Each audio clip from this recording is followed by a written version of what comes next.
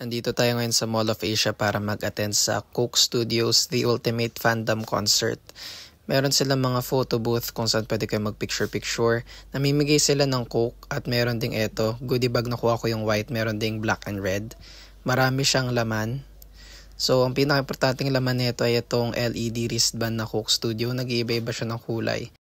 Ang maganda pa dito, synchronized na nag-iiba-iba ng colors yung mga wristbands ng lahat ng tao dun sa crowd. Ito pa yung ibang laman ng goodie bag. Coke Studio ref magnet. Coke Studio na lanyard. Mga patch. Tapos notebook na may Coke Studio doon. Tapos pinakamahalaga dito sa likod ay merong Coke Studio New Jeans stickers.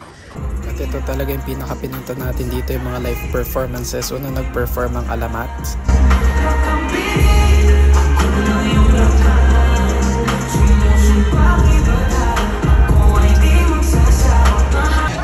Next, si Nick Makino.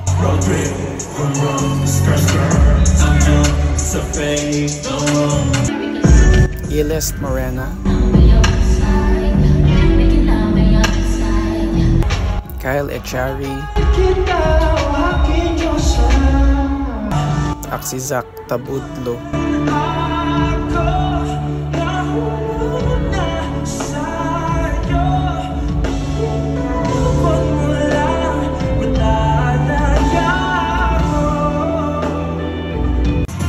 Main event, syempre yung New Jeans, pinperform nila yung ETA.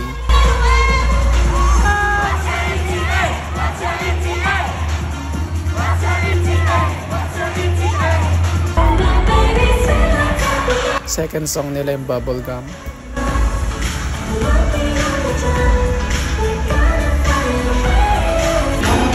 Third song nila Supernatural.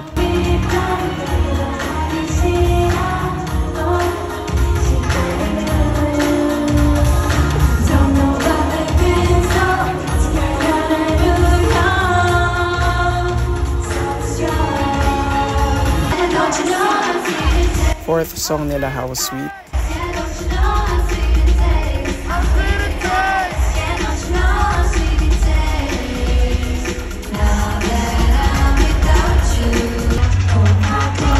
Last song nila ito, Zero. Yun lang, buyers.